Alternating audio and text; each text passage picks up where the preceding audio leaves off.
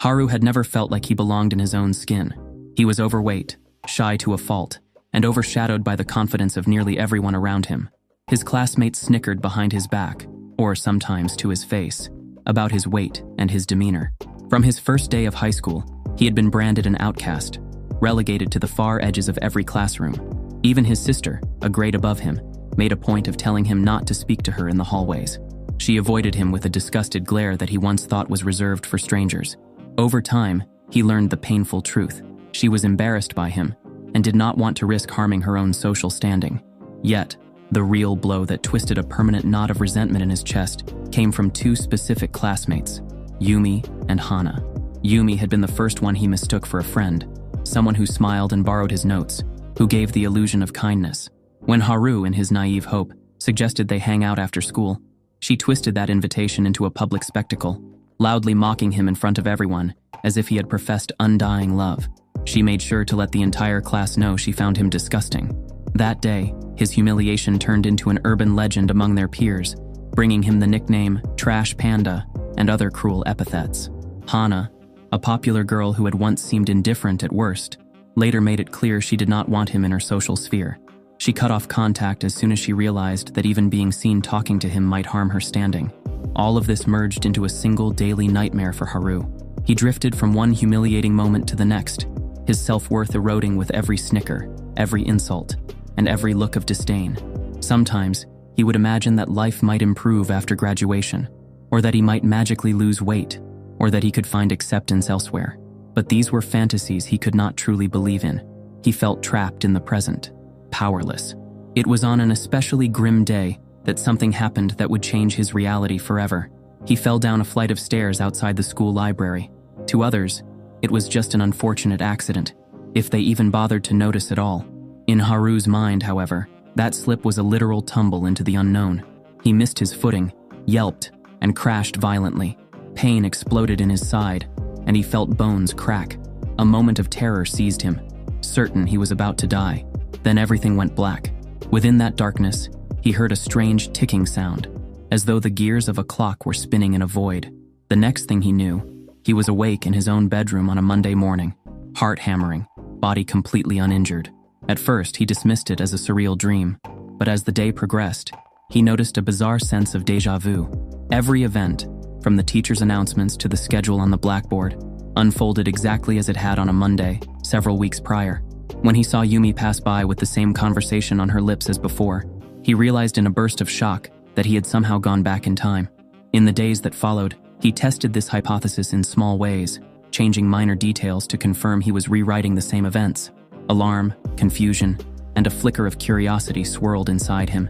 If he really had gone back in time, maybe he could avoid or lessen the humiliations he had suffered. That first jump backward was only the beginning.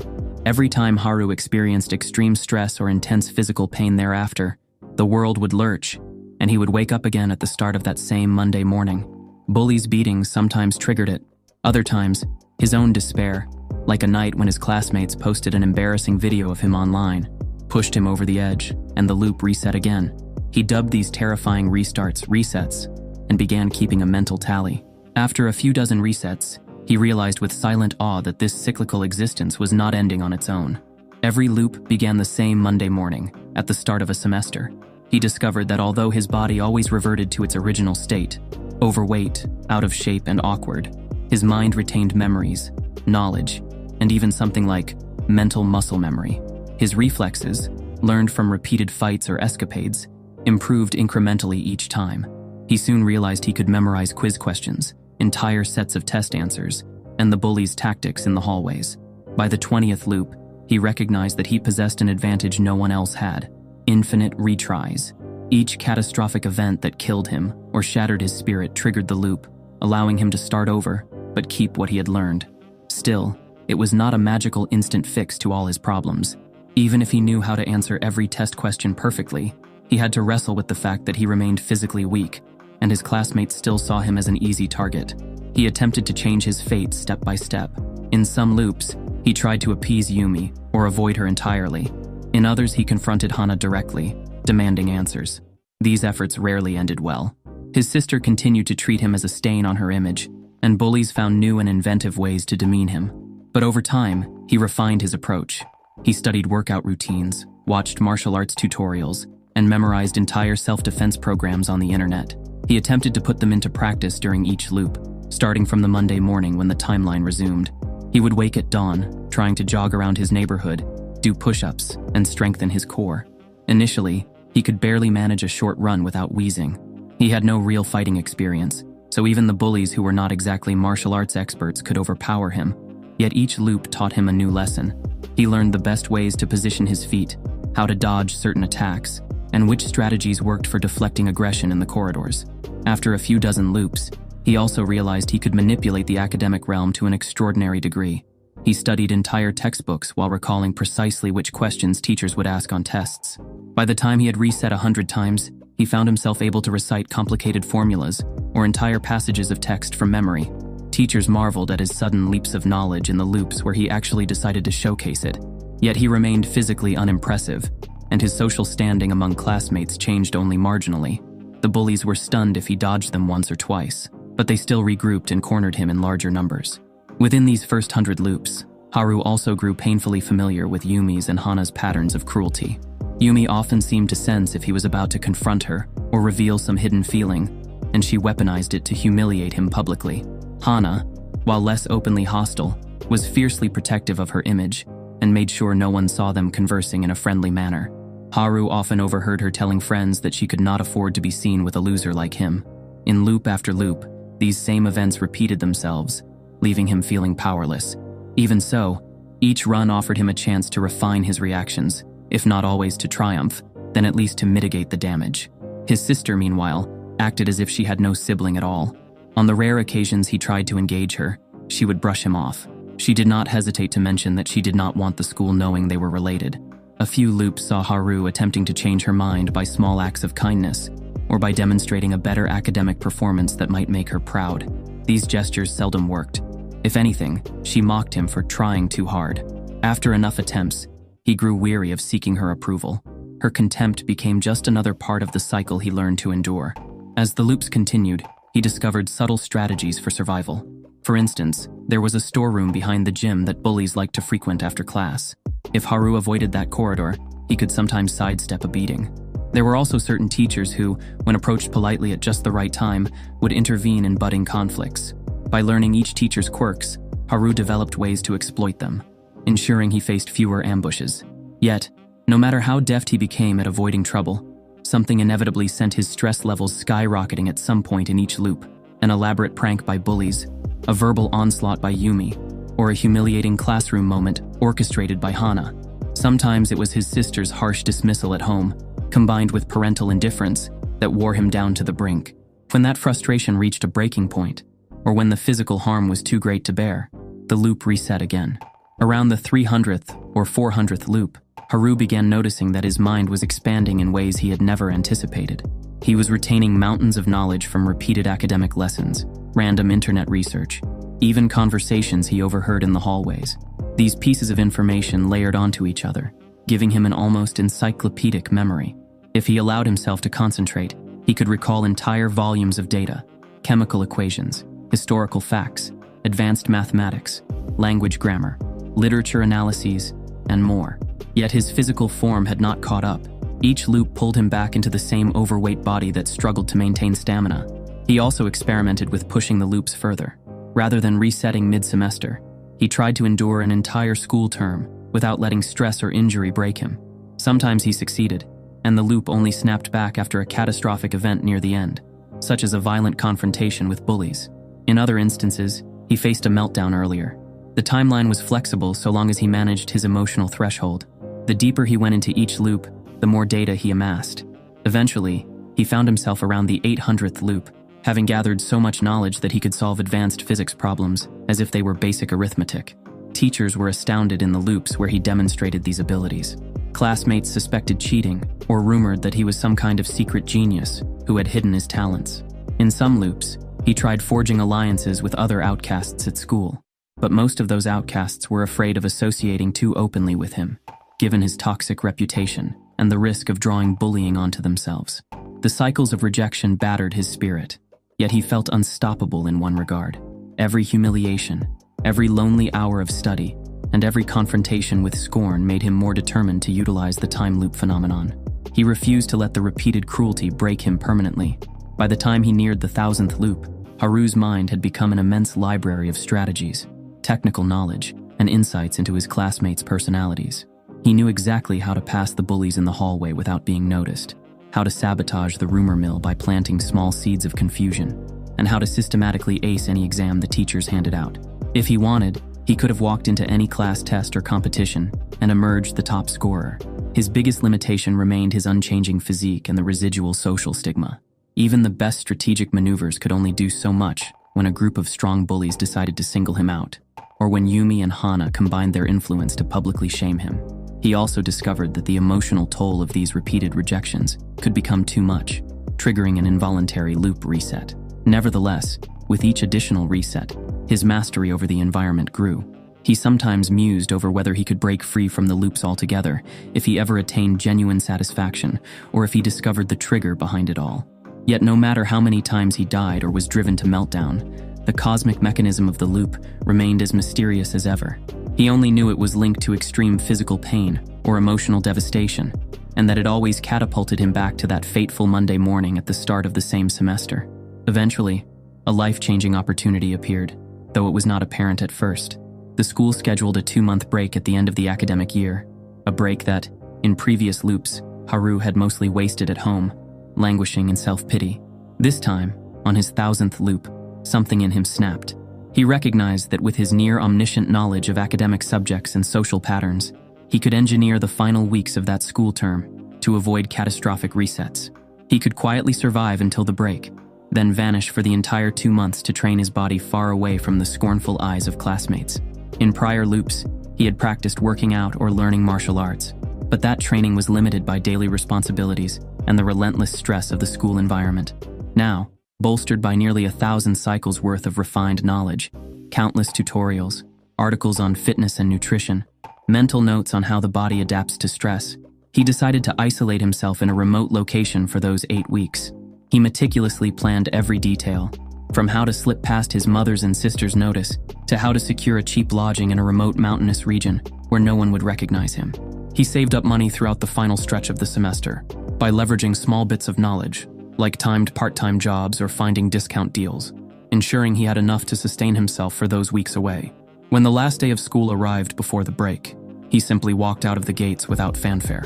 He did not bother looking Yumi or Hana in the eye. His sister had no inkling of his plan, too busy with her own circle of friends. Most classmates believed he would just spend his vacation moping or glued to his computer. Little did they know that he had arranged transport that very evening to a secluded training camp in a rural area, one he had researched extensively across many loops. It was a modest place, not an official camp so much as a series of cabins and a small gym that travelers occasionally used. It lacked distractions and any hint of the social hierarchy that tormented him at school. Haru arrived there with a determined heart. Though his body reset each loop to the same overweight form, he also knew every intricacy of physical training from the cumulative knowledge in his mind. For the first time, he had uninterrupted weeks to apply that knowledge, free from the daily stress triggers that might cause him to reset prematurely. He began with a carefully designed regimen, basic cardio to build a foundation, coupled with controlled strength exercises that balanced intensity and recovery. He recalled countless articles on efficient protein intake, progressive overload, and how to maintain muscle gains. Every day, he rose with the sun and jogged through the rolling hills until his lungs burned. After breakfast, he headed to the small makeshift gym, utilizing weights and calisthenics that he had practiced in countless loops on a smaller scale. By afternoon, he studied advanced martial arts forms he had memorized from videos, practicing strikes, kicks, and defensive maneuvers in solitude. As the sun set, he spent hours reading through digital archives he had saved on his laptop, revisiting medical journals on exercise science, tips on posture correction, mental focus, and everything else that might optimize his results. The first week was excruciating. His overweight body screamed at him, punishing him with soreness in every muscle, and his joints ached under the sudden workload. Yet he pushed through, knowing exactly when to rest, when to stretch, and how to avoid injury. A massive advantage lay in his encyclopedic mind, the knowledge of exactly which exercises to do, and in what sequence, gleaned from 1,000 loops of trial, error, and reading. While others might have spent months just learning how to train properly, he launched straight into peak methods. By the second week, the initial aches began to subside, replaced by a growing sensation of strength and agility. He could run longer distances without gasping for air. His push-ups, once performed in shaky sets of 5 or 10, expanded to sets of 20, then 30, then more. He took progress photos each evening in the cabin's mirror, noticing subtle but steady changes in his physique. His chest felt firmer, his stomach marginally flatter, and his posture noticeably straighter. Most importantly, he sensed a new reservoir of determination in himself, a willpower forged by countless humiliations and the promise of rewriting his fate. Weeks turned into a month, and then that month slipped into the second month of the break. He streamlined his diet, investing in healthier foods rather than junk. The rural environment made it easier to avoid processed snacks that had once comforted him in moments of stress. Each day, he adhered to a balanced schedule of training, studying, and rest. He simulated fight scenarios in his head, drawing on the thousands of loops where bullies had confronted him. He practiced pivot steps, angle changes, and counters to common moves. On some days, he deliberately placed himself in physically taxing routines to shred stubborn fat and build lean muscle, ensuring that by the end of these 2 months, he would emerge in better shape than anyone at school would believe. He did not trigger the loop once throughout the entire vacation. No extreme injuries, no emotional breakdowns. Every single day, he carved progress into his muscles, his reflexes, and his stamina. By the time the 8th week arrived, the transformation was almost mythic. He had lost a significant amount of body fat, revealing a leaner, more defined physique. His shoulders had broadened, his face had slimmed down, and his eyes, once perpetually downcast, now shone with unwavering confidence. He realized upon looking in the mirror that he was not merely improved. He had become something closer to an ideal form, shaped by the accumulation of knowledge from 1,000 loops and disciplined application across these precious weeks. He felt stronger, faster, and more assured than at any point in any timeline. He also discovered that because he had carefully avoided any catastrophic resets during the break, he would maintain this new body when he returned to school. When the final day of vacation arrived, he packed up his things and caught a train back home, his heart thrumming with anticipation. He imagined the looks on people's faces, his mother, his sister, the girls at school, when they saw that Haru was no longer the overweight, broken-spirited boy they had mocked. He stepped off the train in the late afternoon, a duffel bag slung over his shoulder, wearing fitted clothes that accentuated the lean physique beneath. Even the simple motion of walking felt more powerful. He found a taxi and made his way home. His mother greeted him with a distracted welcome, barely looking up from her tasks. Then she paused, did a double take, and stared at him as though trying to reconcile his face with the memory of her son. A stammer escaped her lips, and she asked how he had changed so much. He merely offered a non-committal response, saying he had spent the vacation at a training facility. She blinked several times but did not press further, perhaps too overwhelmed to react. His sister, however, delivered the stronger shock. She came home a few minutes later, saw him in the hallway, and froze with her mouth half open. She recognized the shape of his face, but could not believe that this toned, confident presence was her younger brother. She attempted to speak, muttering something about how she had heard rumors he left the city, but she was too stunned to formulate a coherent thought. Haru did not spare her much attention. He nodded curtly, took his duffel bag to his room and closed the door. He had no interest in indulging her curiosity or letting her off the hook for years of disdain. That night, he performed a final check in his mirror. He had changed his hairstyle slightly, recalling styles he had read about that complemented certain facial shapes. He decided to get contact lenses the next day, having memorized exactly what prescription he needed from various loops. He smoothed out his posture and found it almost unsettling to recognize the reflection. This was not the overweight, shy Haru. This was the manifestation of 1,000 loops of knowledge and 2 months of relentless execution. He knew the real test would be stepping back into school. Would his transformation hold up under the scrutiny of those who had once humiliated him? The next morning, he rose early and visited an optometrist to pick up contact lenses. Then he visited a hair salon he had identified through online reviews in some prior loop. There, he requested a style that highlighted his sharper features. The stylist marveled at how well-proportioned his face was once the extra weight had melted away and gave him a sleek, modern cut. Walking out of the salon, he felt a rush of confidence, though he steeled himself with the knowledge that this was merely the beginning. When he arrived on campus later that week, classes were just starting up for the new term. Crowds of students moved about, chatting about their summer experiences. Haru wove through them easily, his athletic build and poised stride drawing attention immediately. Whispers began among the clusters of students near the gate. Some wondered if he was a new transfer. Others speculated if he might be a substitute teacher because of his poise. He kept going, ignoring the stares. In the main hallway, he passed by a group of girls who stared openly, wondering who he was. Another crowd parted for him, uncertain of his identity. Moments later, in a bustling corridor near the lockers, he encountered a gaggle of girls from the class next door. One of them, a familiar face, though now wearing a bright expression, took a dramatic step backward, as though she had lost her balance. She flung out her arms and sank her weight toward him in a clear attempt to engineer a collision. Haru recognized in an instant that this was Yumi, the same girl who had once mocked him, but who clearly did not yet realize who he was.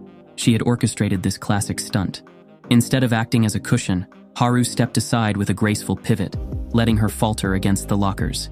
The impact was not severe, but enough to rattle her. She stood upright again, momentarily flustered, turning to look at him. An apology formed on her lips, or perhaps a flirtatious remark, but then she noticed something in the shape of his face. He met her gaze calmly, allowing a few seconds of silence to pass. Recognition flashed across her features.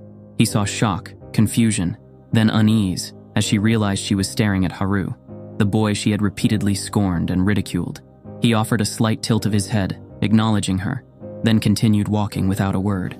Yumi's friends immediately surrounded her, asking if she was hurt, but she did not seem to hear them. Her wide-eyed stare followed Haru's retreating figure as she struggled to reconcile the overweight classmate she had mocked with the confident presence she had just encountered.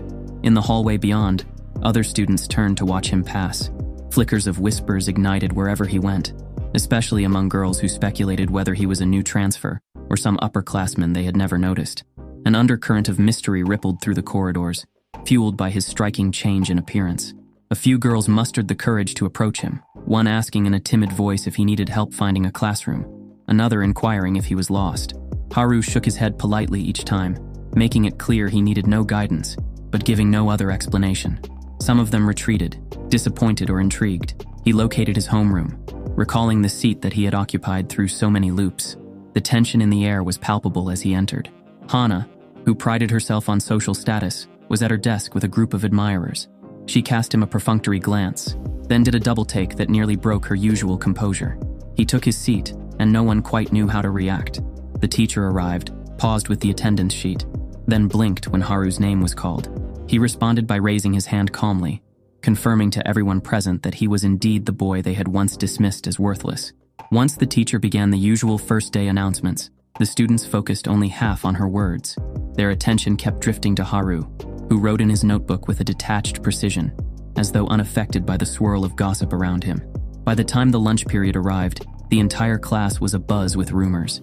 It did not take long for other students, even from different grades, to peek into the classroom's open doorway, trying to catch a glimpse of the astonishing transformation. Outside in the hall, Yumi lingered with two friends, debating whether she should approach him directly or pretend she had not recognized him. Eventually, she mustered enough nerve to step into the classroom. Haru noticed her presence but gave no reaction, continuing to eat the simple meal he had packed. She hovered uncertainly near his desk, hesitating between addressing him by name or feigning ignorance. Her friends watched the spectacle, anticipating some dramatic exchange. But Haru remained outwardly calm, finishing his lunch and placing the chopsticks neatly into their case. Unable to bear the silence, Yumi finally mumbled something about being glad to see him back. Haru acknowledged the comment with a single nod, then stood and walked out. Her friends murmured questions she could not answer. A ripple of unease crossed her features, recalling all the times she had ridiculed him, certain she held the power to hurt him without consequences. Now she sensed that power had shifted, and she was uncertain how to behave.